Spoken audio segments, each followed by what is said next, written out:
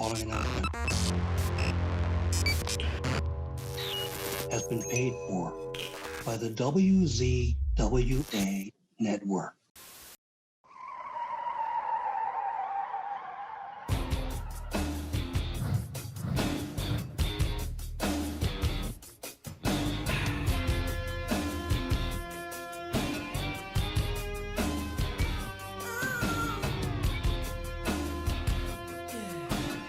Ladies and gentlemen, welcome to the Insider's Edge podcast here on the WZWA Network. I'm your host with the most on the West Coast, Karlifornia and Fury. It is an honor, a joy to be with you all once again, and an honor and a joy to be here, right now.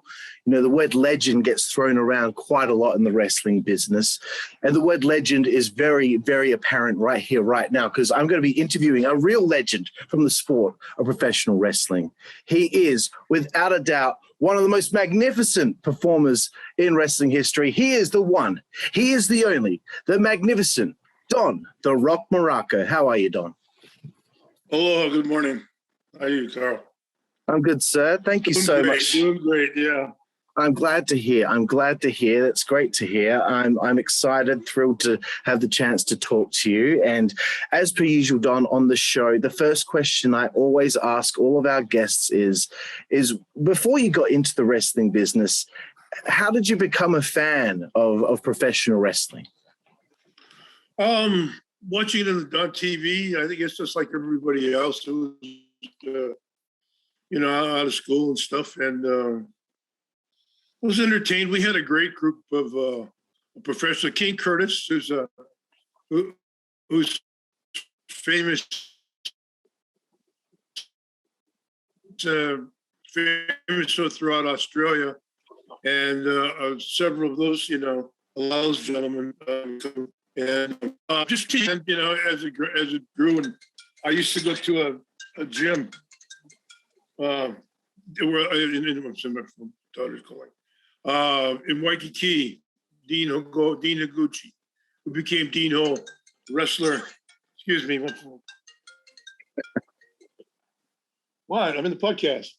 I don't know what I'm not calling you. Why? Family. I started working out at the Dean Higuchi's gym in Waikiki.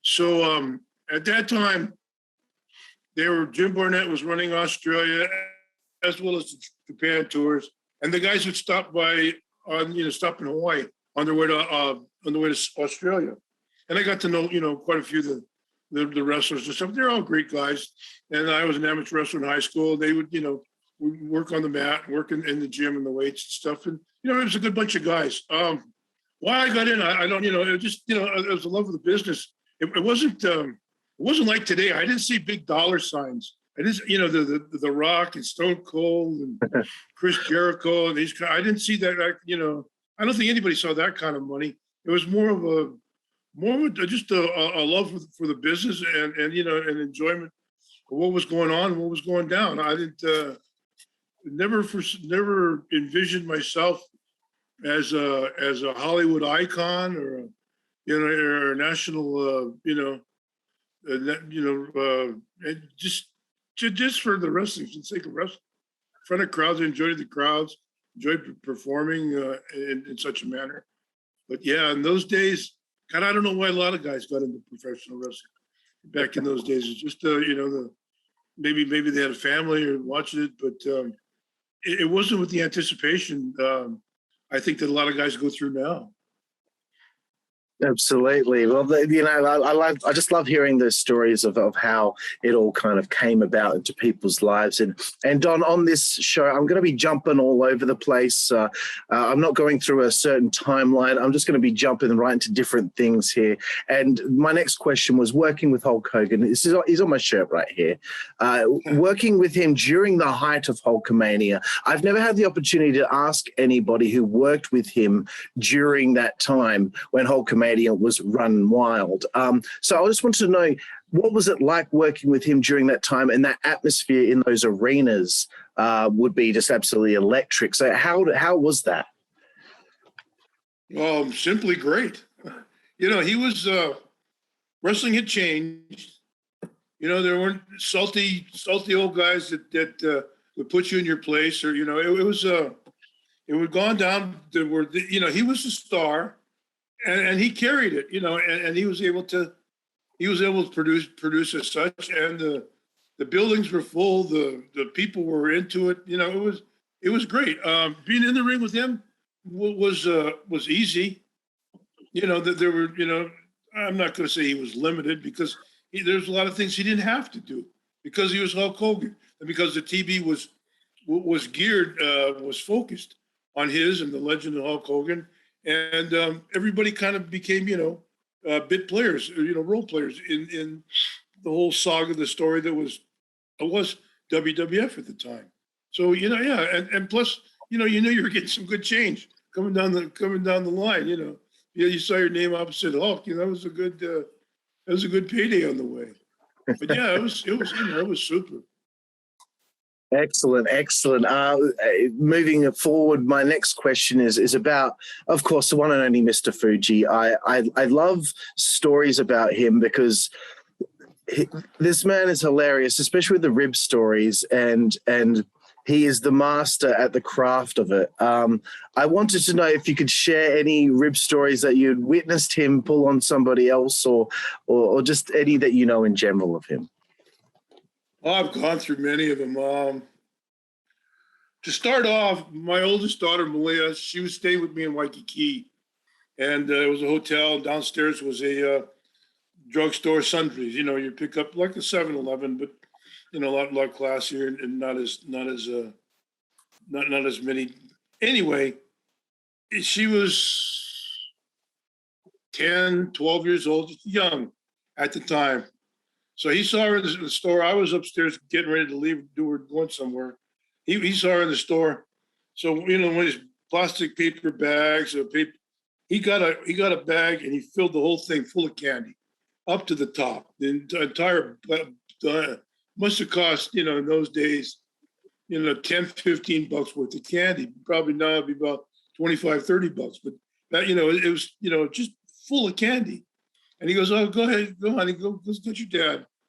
She comes walking. She's got, you're as a kind of trying to be a conscientious parent. Your daughter walks up, with $20 worth of chocolate and sugar. What the hell? You turn into, you're just a rotten guy.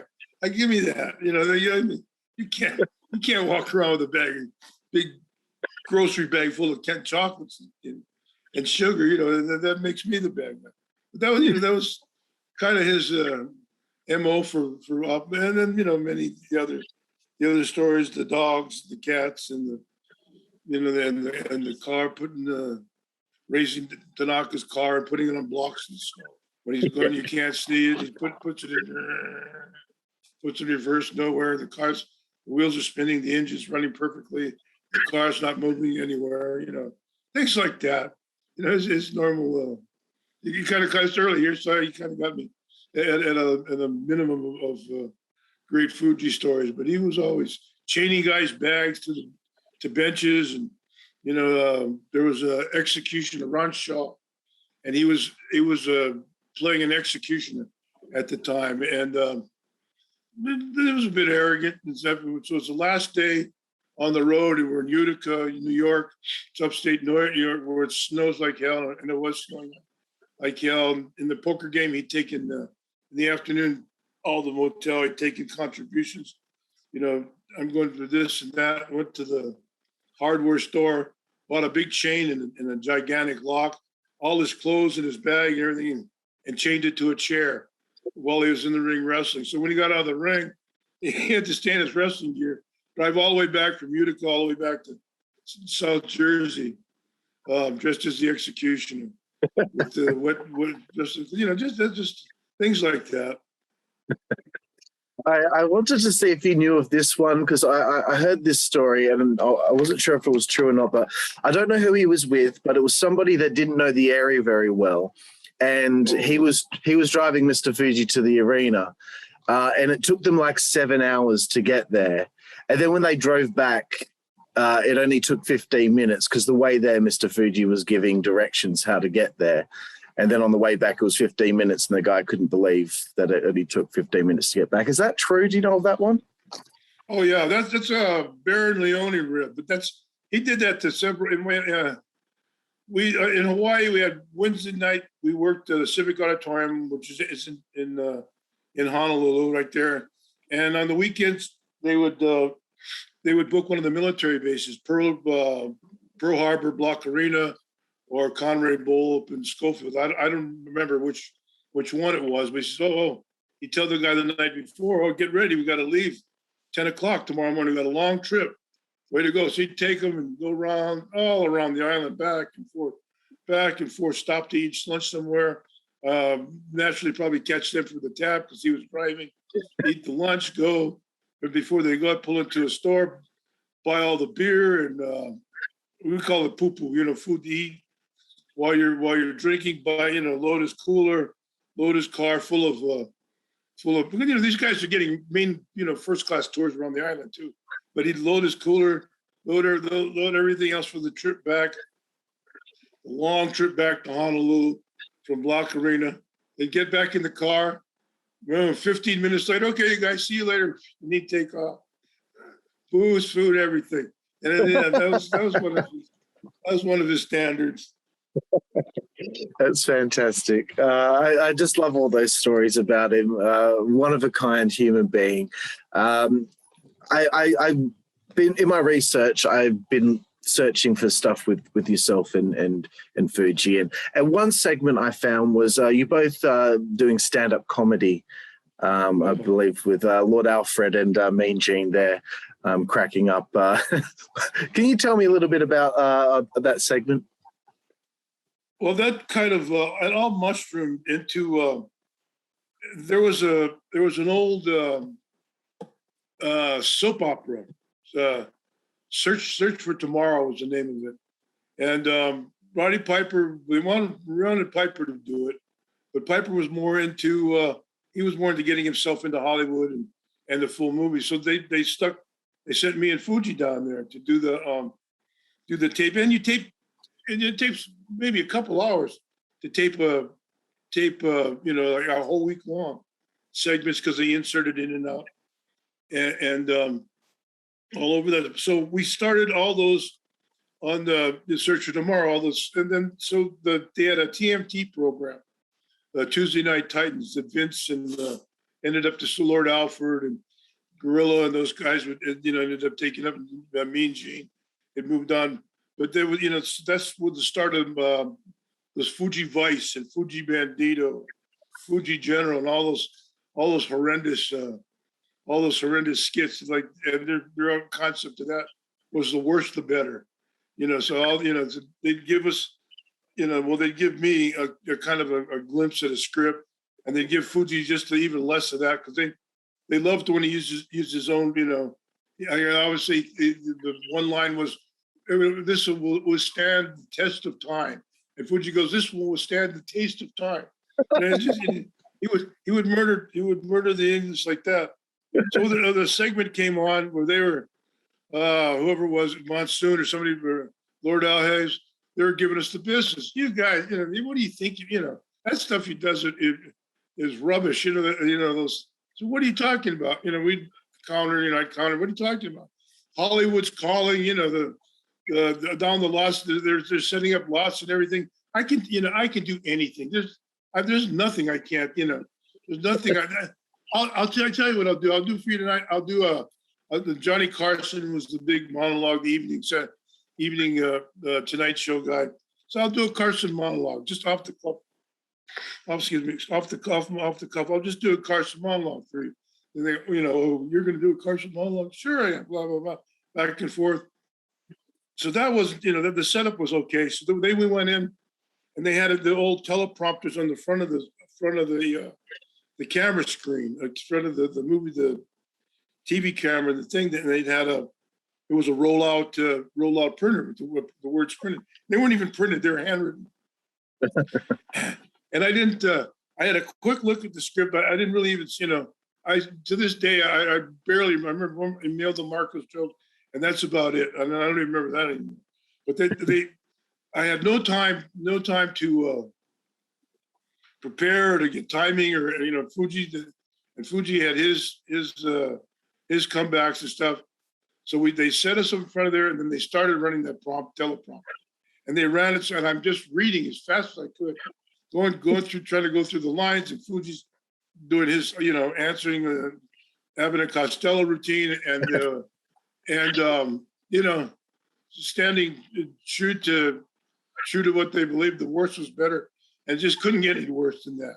It was, I've seen it a couple of times, and I laugh now because how bad it was. But that was honestly, that was the intention. I wasn't trying to sting. Not that I would be much better, and not that I'd be a lot better at stand-up comedy later if I practiced.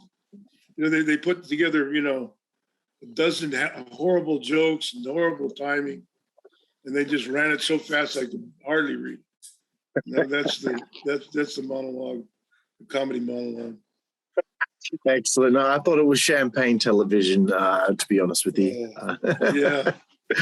Again, jumping all over the place. 1988, I just wanted to ask you about this guy. You teamed with the Ultimate Warrior 4 times in 1988.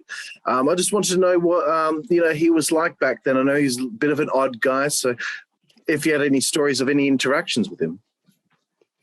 He was pretty new to the area, and had been the Dingle Warrior, and Vince didn't like that. Was looking around for a new name. So he came up with the Ultimate Warrior, and at that time he was good. All these guys, Hulk, him, everybody was. It was before. I guess everything morphed into the back scenes office battles and office manipulations and stuff like that. So he was a pretty good guy, and it was like the case, like earlier with Hulk. He was a star. He didn't really have to. He had the body, the looks, the thing, the merchandisable quality to sell dolls and lunch boxes and T-shirts and everything else. So he was, obviously a new star or next star for Vince. Whether he was going to go, how far he was going to go, obviously depended upon him. But at that time, he was traveled a lot with his wife, his first wife at the time, and he was pretty cool, worked out, wasn't as different as he was. He became known as later. Hard to get along with, off the wall, strange, warrior family and warrior nation. Yeah. He's still pretty cool. He was just getting his feet wet, Okay, interesting. Like hearing about that. Next question, Don. We're talking about you going down under, because there's a tour in 1993 you did called Wrestling Down Under, where you worked with the Junkyard Dog on the 25th and 26th of February and the 2nd of March 93, and then on the 4th you wrestled Jake the Snake Roberts in the main event. Just want to know what your memories were of coming down to Australia during that tour. Well, that was I'd been to Australia several times. Previous to that, I was with Larry Miller and Ronnie O'Day when they took over the promotion from Jim Barnett, and I was down there. I loved that part of the world. New Zealand, Australia. I thought I was, if it hadn't been for grandkids and all the ties over here, I was planning, and my lack of ability to travel, I was planning to spend at least half the year, in New Zealand or Australia, and the other half back here at home in Hawaii. But I loved it. That tour had Chris Benoit on it, and I got to know him a little bit. I just watched Darkseid about him recently, a couple of days ago, and then realized he'd gone through all that, and he was so fragile mentally. But on the trip, he was like everybody says about him, he's a great guy, nicest guy, quiet. When they say, hard performer, it was obviously before, I think it was before he'd reached his WWF, the height with the WCW and WWF that he later, I guess later, I'm saying later, he later reached, but a great worker, great guy. And, different guys like that. Jake was on the tour, Jim Neidhart, JYD, a lot of guys that aren't with us anymore. Matt Bourne. Yeah. It was, and I knew I had spent a lot of time in Australia. I'd gone there from New Zealand. I went to Australia. They needed a guy to stay there. And they went through to the Christmas holidays, and I came back after Christmas and worked it longer. And I came back another time for Larry Day and Ronnie when they were running other shows. So I had a good record, good run, good time in Australia and New Zealand. Excellent. Okay, jumping over again to the UWF with Herb Abrams.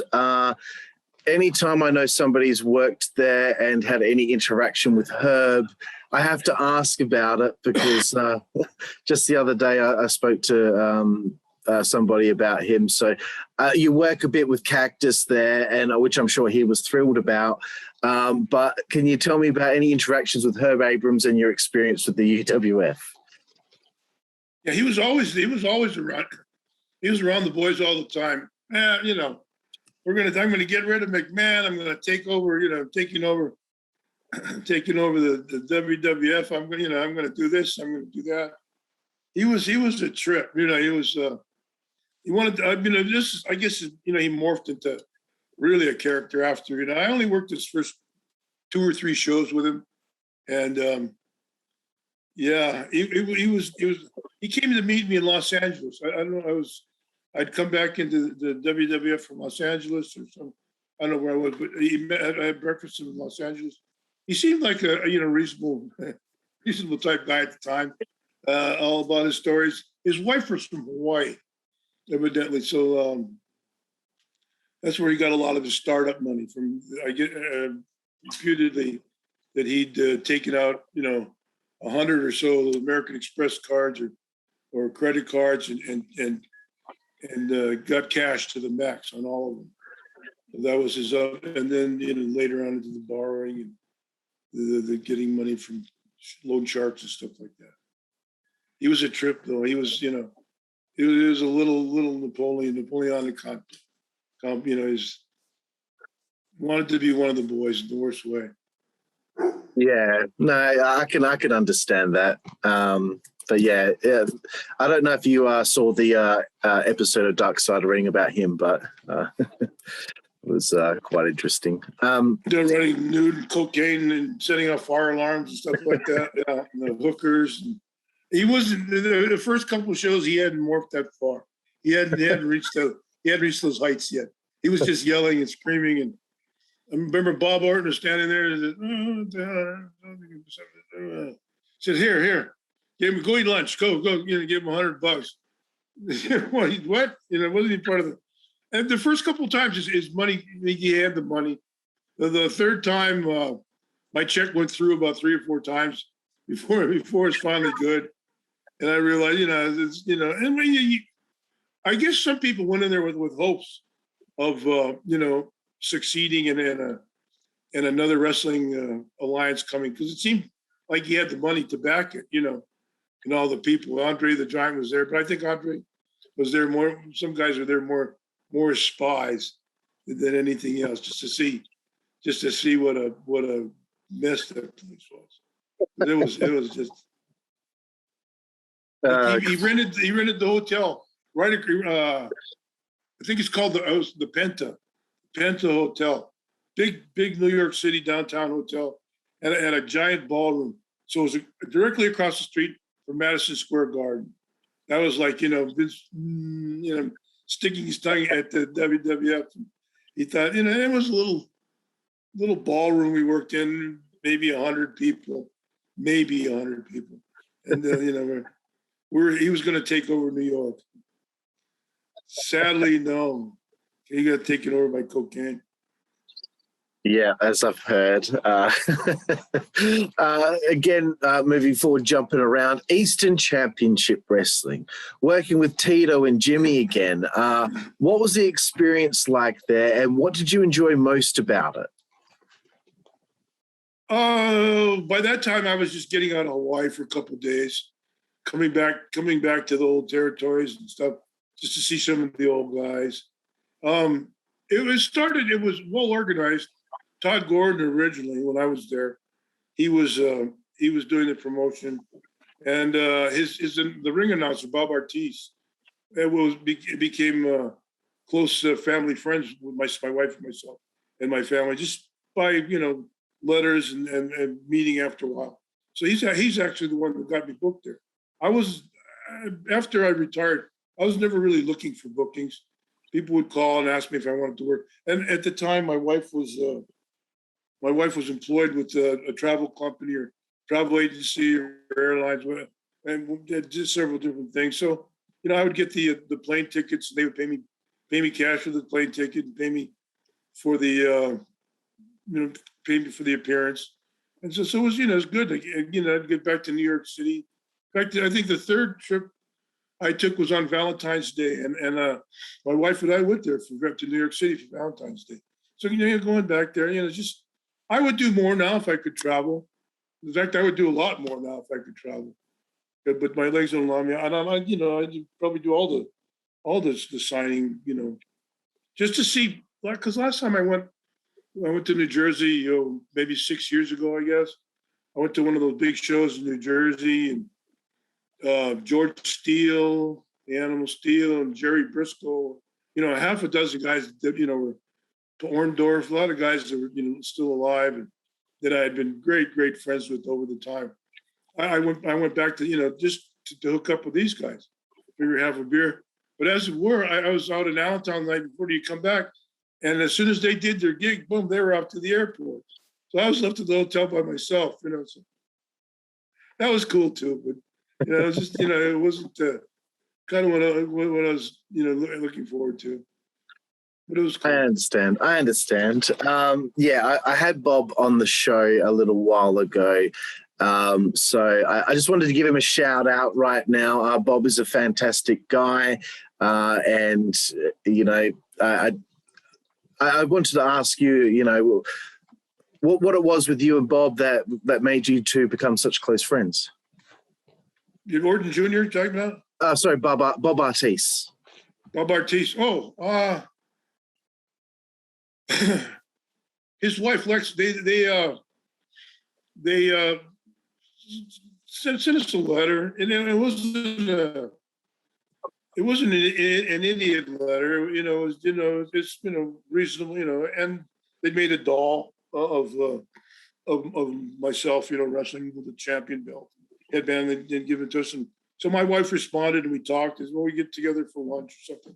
So we did one time. We were down around Philadelphia or J Camp to Jersey and stuff, and they're just he was just a cool, intelligent guy. Friendly guy. Wasn't really enamored by me being a professional wrestler. And I could, there weren't a lot of people at the time that you could just be a friend with like that. So and he became so they became real close with the family. My daughter was growing up there, and my son was born in New Jersey. So and they lived in North Philly, outside of Philly, which is more like South Jersey. They lived about an hour and a half, 2 hours from where we lived. So it just became a friendship with he and then Lex. That's cool. I just wanted to make sure that I brought him up on the show. When I interviewed him, still talk to him now. Still call him. That's good. He still calls me. That's good. I consider him a friend now as well. Okay, so you had just, as I was talking to you about Eastern Championship Wrestling, you had said that you around that time, I guess you had decided to retire, and you would do things if somebody had asked you if you wanted to do this or do that. So why was it that you decided during that time in the, I guess the early to mid 90s to slowly move away from working in the professional wrestling business? Couldn't move anymore. I could move, but I wasn't. I didn't have the quickness to the reaction. The body was wearing down, and the timing wanted to be there. Mentally was there. Timing, but the legs and the backs and everything else was. I was just moving slower. I'd gone through a couple of groin tears and a couple other things, so I wasn't. you know, my level of work wasn't up to where I wanted it to be. So going just making a personal appearance in some of these other shows, you know, I didn't feel like I was ripping anybody off or anything. I just, not giving, 5-star performance like I, always wanted to or tried to put out there. I understand. And that kind of brings me to a question that I find to be an interesting aspect of somebody that has been in the pro wrestling business. Once you leave the business, how do you fill that void of no longer having that adrenaline rush, walking through that curtain in front of that crowd and the void where you use that part of your mind to be creative in the ring and listen to the audience and all of that stuff. There's the creative part of your brain that gets turned on by what you do, but also that adrenaline rush that you feel when you go out there. I used to be in a rock band that broke up last year, and I haven't felt the adrenaline rush since then, and I kind of miss it. And I've fulfilled that rush by doing interviews over the internet. But how did you fill that void, or how did you handle that for yourself once you stopped performing? Well, true, the rush is gone. You don't. It's hard. You don't recreate that unless it's a special moment or special thing. But I guess you have to set your mind, and move it on to a different. You have to move on. I became a longshoreman, a dock worker, and I worked on the docks. And you have to recondition yourself that you're no longer the superstar. The man on TV. The guy that everybody wants to see, and that you're the guy. For me, it was learning the shipping business, and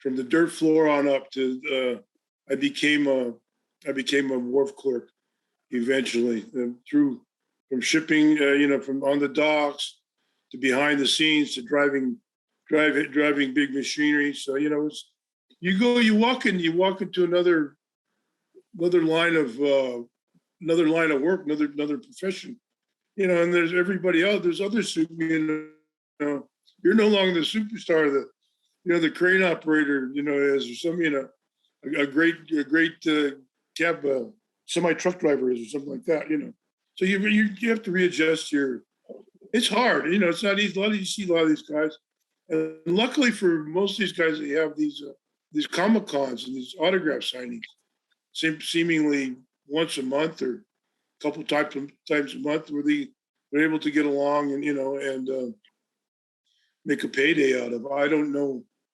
That's always how much do you want? I don't know. How much there's people? There are a bunch of people charging. I don't want to be a fool. Charging or look stupid and undercharge, or be greedy and overcharge. I just don't know. I don't have any idea. So that at this point, it's all up my wife and my daughter. They make the decisions, and I just follow through, because my wife's supporting her horse with this these monies, especially since COVID. Excellent. Okay, so I guess another question I wanted to ask, it kind of pertains to all of this, being a superstar, then having to put yourself in the position where you have to figure out how to get your mind out of that and move on and do something different with your life. But then looking back, what do you miss most about being in the wrestling business? The boys, the guys, being around the locker room, being around the business. I had a lot of friends, formed a lot of relationships, a lot of friends, a lot of, the Fujis and the Briscoes and the Pipers, the Iron Sheiks and all the guys who were, a lot of the guys I was close with, were a lot of the notorious, bad guys of life. Dynamite Kid and a lot of the Dino Bravo, and a lot of those, I was close with many of those guys. But yeah, but of course, and naturally, the basic ring performance, hitting the ring and the crowd hating you, 20,000, 30, 40,000 people just coming down on you, or cheering you, as it may be, either way. But the majority of my case was the boos and the hates, But yeah, you missed that, but you missed the locker room. I guess like football players, they missed the game. Rugby players, they missed the game, they missed the sport.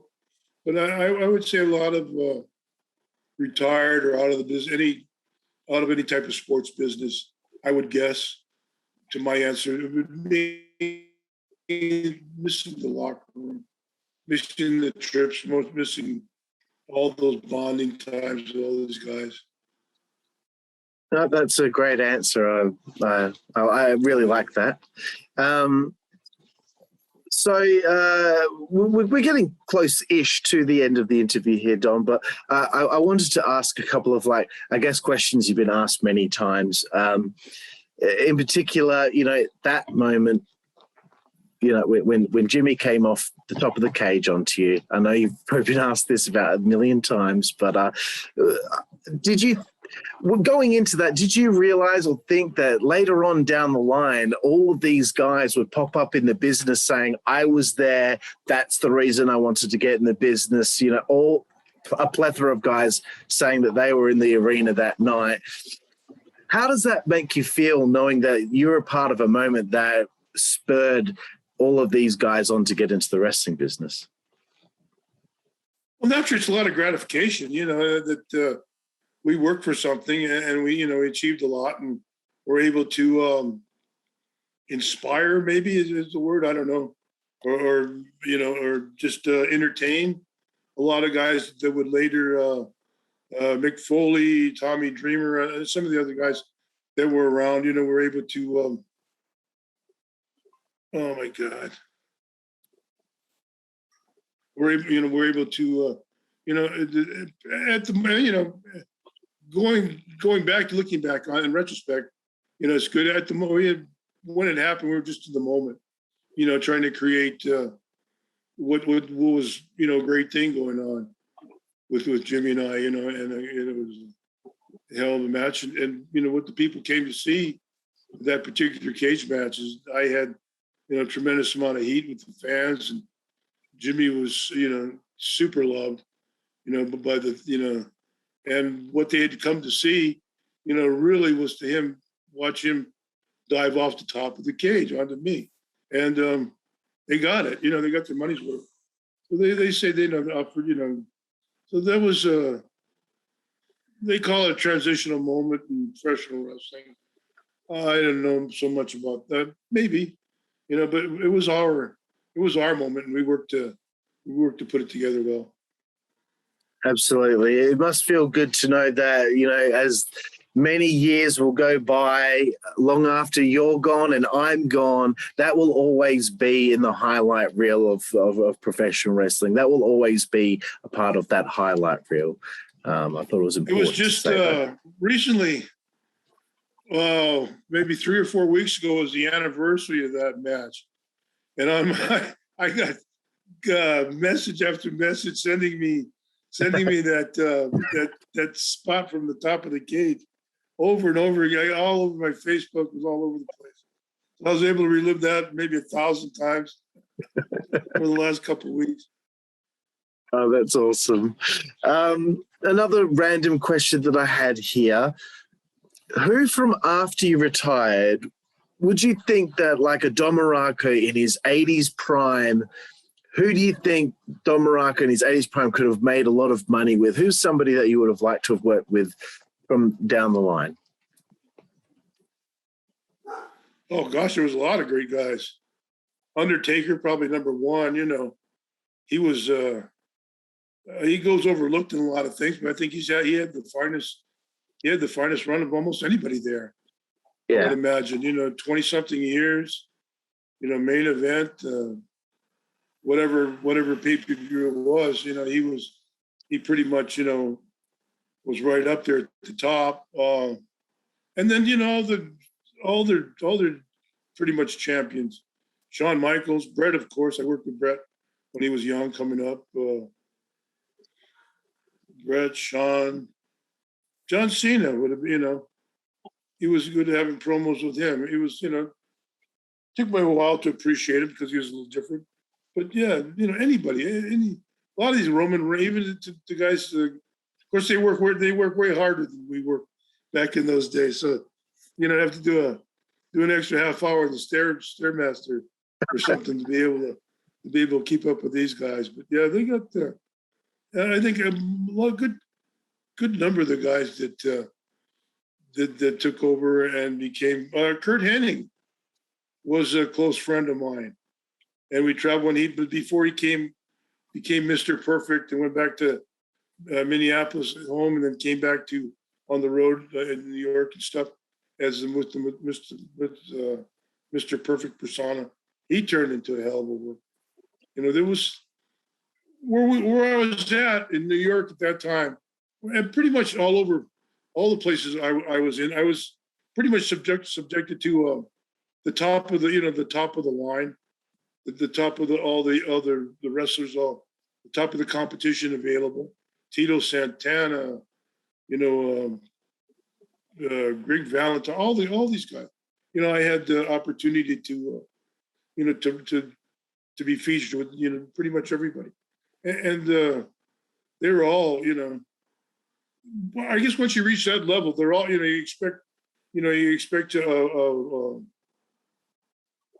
matter of expect competency, their level of that and it doesn't take a lot of planning or anything else. Things kind of meld together. Excellent. Okay, I wanted to ask you about what life is like now in Hawaii. What's a typical day in the life of Don Muraco these days? For anyone out there that wants to know how your life is these days.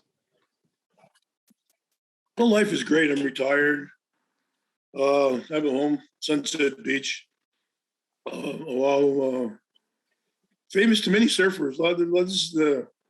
In fact, now it's surf season, so I'm sure there's a lot of Aussies and different parts of the world come here. Used to be for the contest, but they no longer run the Triple Crown anymore.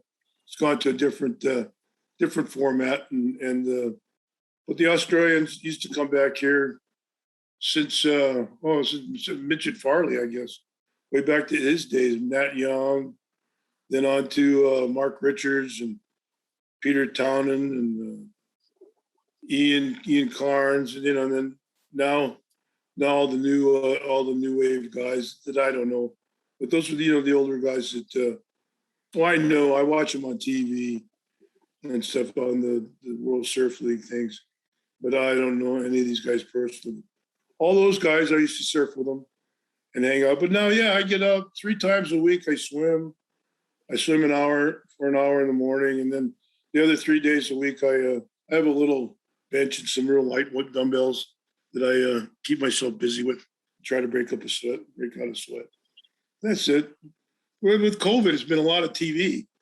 It's just the restaurant experience, the dining experience, and movie experience. A lot of them have gone downhill a bit, but hopefully they come back for us and you guys as well. Absolutely. So great to hear about that, Don. And I guess at this point, before we get to our final segment of the show, I wanted to ask you if there was anything that you'd like to plug. I know you've got a podcast going right now. Please let everyone out there know what's going on. I do a podcast with James Romero. He's in England, London somewhere. And we do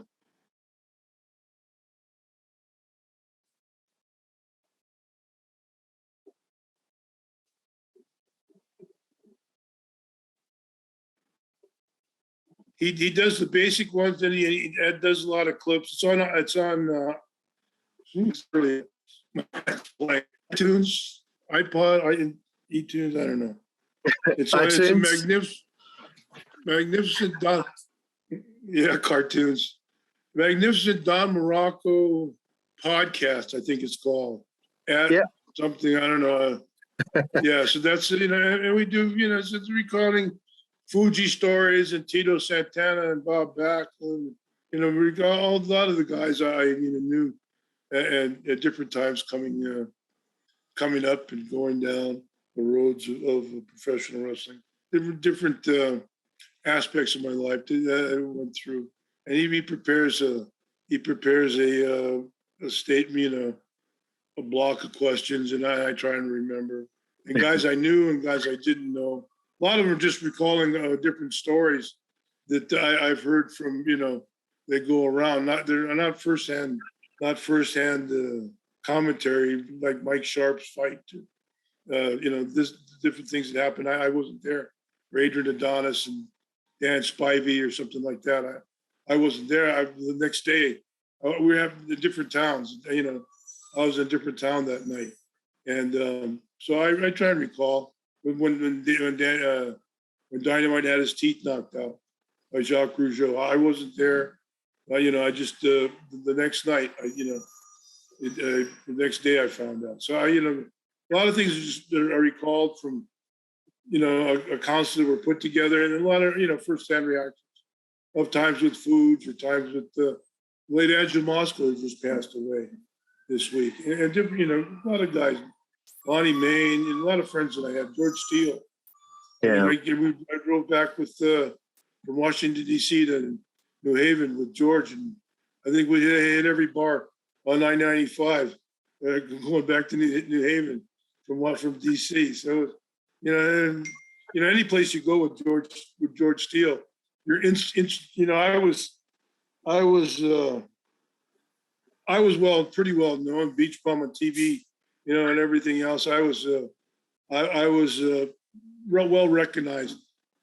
But anywhere you go with George Steele, that's that bald head and big that face, you're instantly. Those are the wrestlers.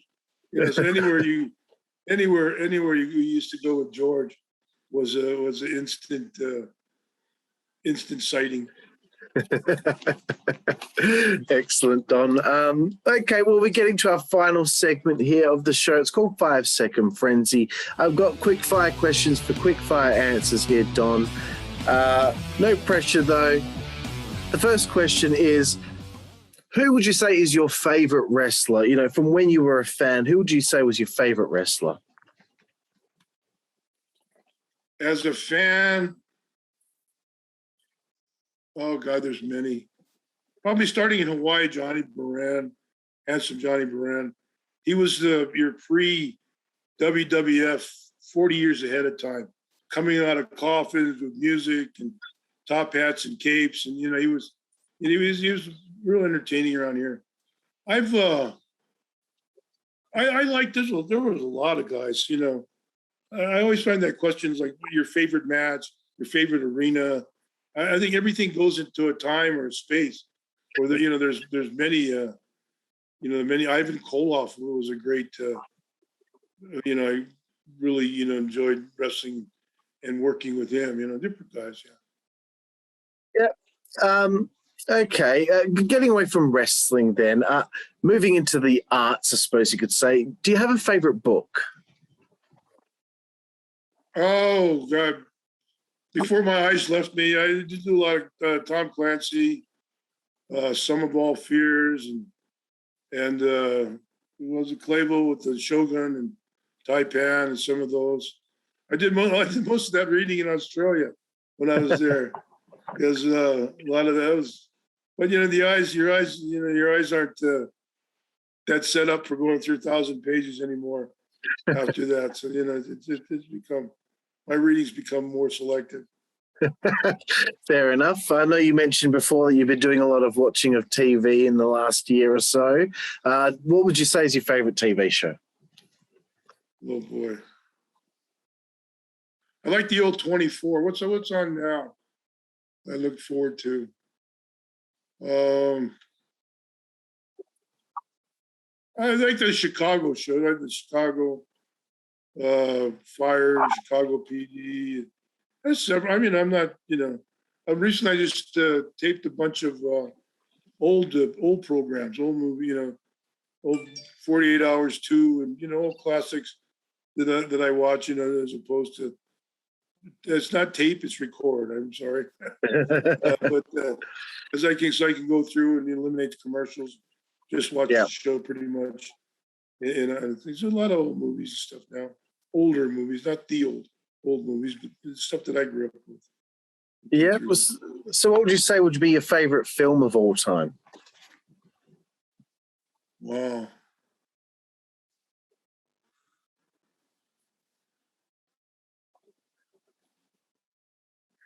Shawshank, Good Morning Vietnam. That's two good choices right there. Robin Williams stuff.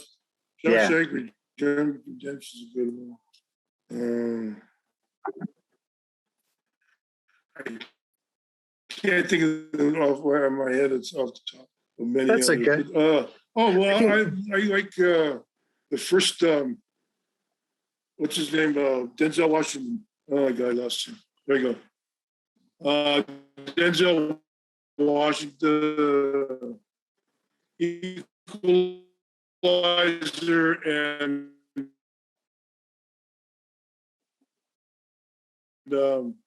Affleck's The Accountant. Those are my, and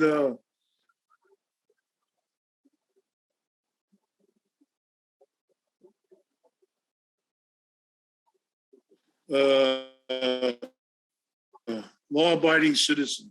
Those three lately, as of late. Are you still with me? Yes, I'm still with you. You're breaking up a little bit there, but can you hear me? Oh, you heard you. Okay, all right. Yeah. Back again, yeah. I got you. Okay, cool. No, there's some good films there. I hope this isn't another difficult one to answer. Do you have a favorite musical artist or band? There again, favorites. I was thinking this yesterday. I love. There's a lot of lady singers I like. Probably my two favorite are Whitney Houston and Janis Joplin. So if you're going for a number one, they're I think they're just polar opposites. And many many in between the. A lot of the divas, Celine Dion, and some of these other ones for the ladies, and Karen Carpenter. How her voice is so perfect. Her music is so her voice quality is so perfect. Just not necessarily that she would draw me to a concert, but everything she does seems so in tune. And so as a favorite, it's hard when you get old. It's hard to nail down favorites. You Whitney here, and you got Janis over there, and the similarities between, aside from being great, the similarities between the two are just totally non-existent. And for guys, I don't know. I even like Michael Jackson, but I like a lot of the men I like now. It would be probably older. Led Zeppelin, naturally the Beatles. The Beatles I grew up with. Zeppelin, Beatles. My acumen kind of halted in the 60s. And proceeded, a little to pick up guys pick up artists and favorites as I went along. And then in the 70s and 80s, I was working all the time. So, just subject to a radio, what happened to the radios. But, a wide scope. Very good, very good. We're finally getting away from the arts. There's only 4 more here on this segment. Favorite food?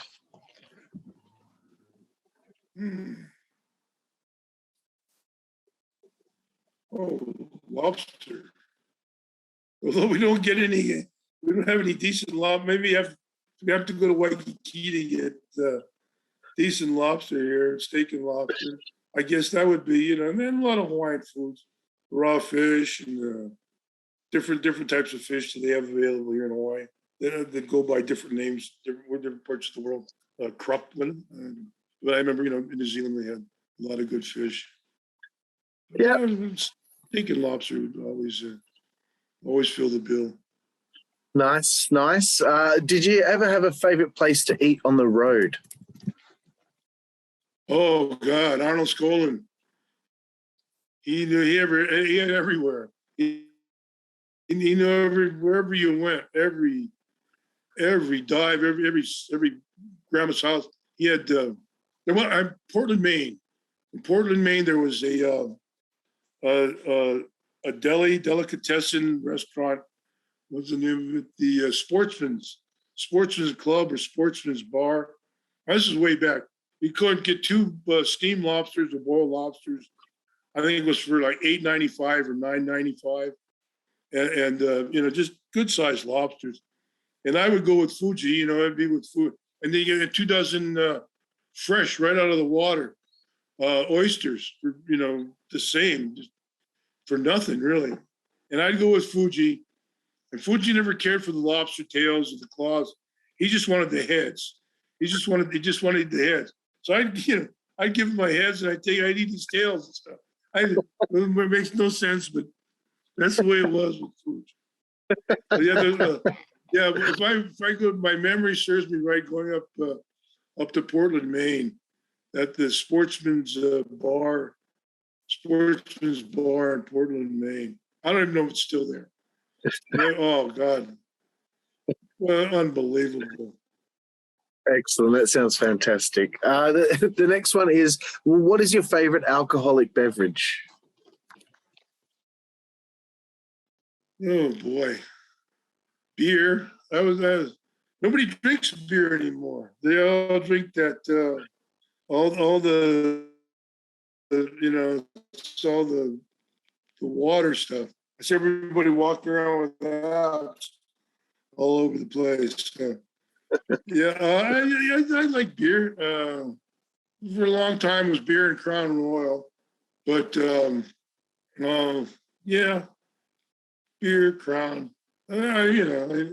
Whatever was going in the room. Piper was Bacardi and Coke. Cuba Libres. It was Ric Flair's Kamikazes. Yeah. It just different. Yeah. Now it's not even beer. Now it's I've not even gotten away from the beer. I might drink a beer once or twice a week. Or when I go out to a restaurant for dinner or something with wine. But I don't drink much anymore. Fair enough. Almost at the end here, Don. I did enjoy it, though. That's good. Favorite female body part? You see a good-looking lady. What is something that Don Muraco's eyes will look at first? Baby got back. I like it. the back, like the a good, pretty face is and naturally a large chest will get your attention. That wasn't necessarily a priority of mine. I would, the back would light up some stars. But I enjoy. There's a lot of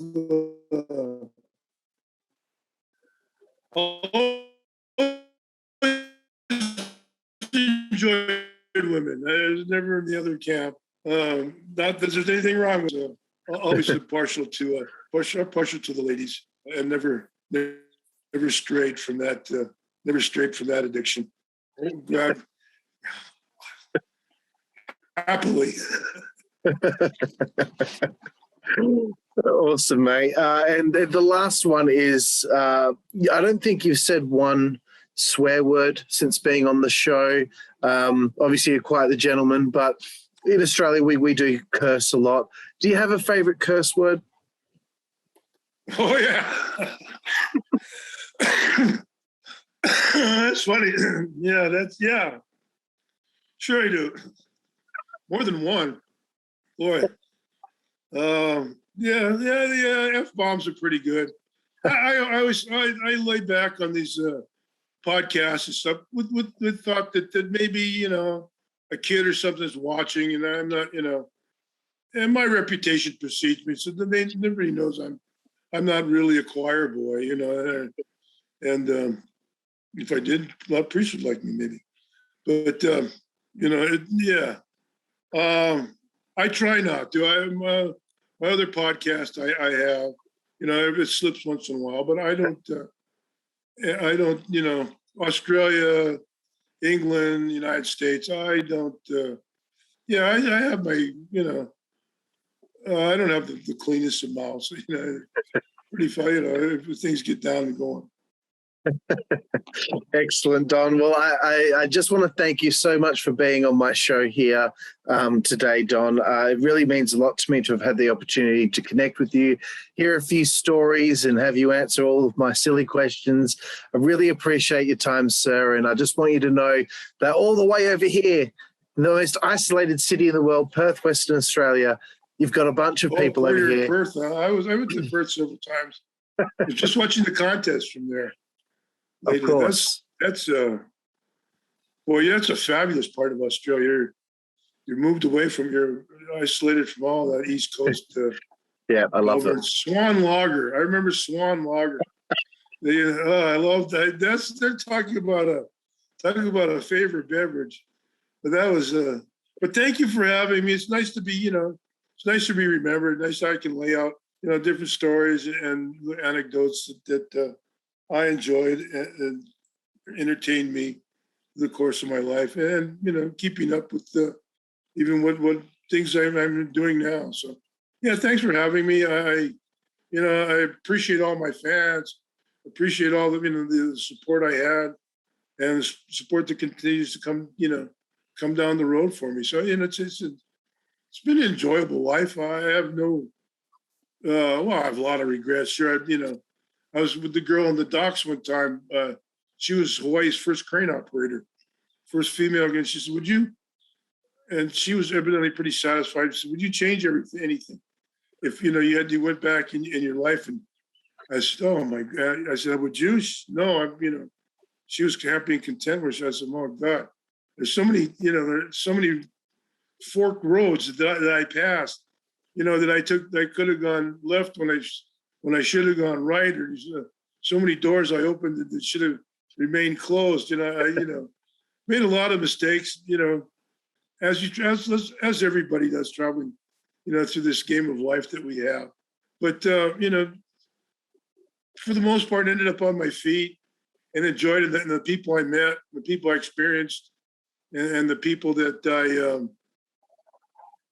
had contact with and grew to know and grew to love over a period of time, have all played left an impression on my mind.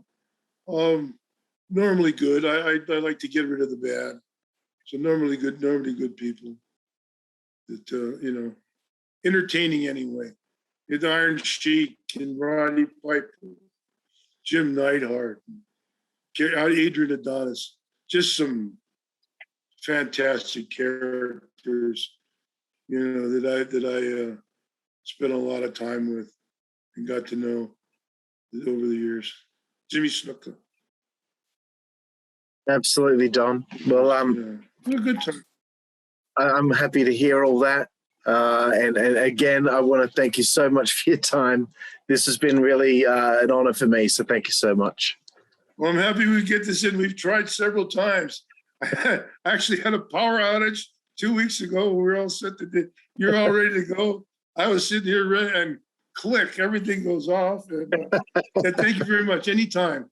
I appreciate it and appreciate the time. Aloha. Thank you. Thank you, sir. And thank you, everyone out there, for watching the Insider's Edge podcast here on the WZWA Network. I'm Karlifornia, alongside my new friend here, Don the Rock Muraco, and we will see you down the road. Thank you.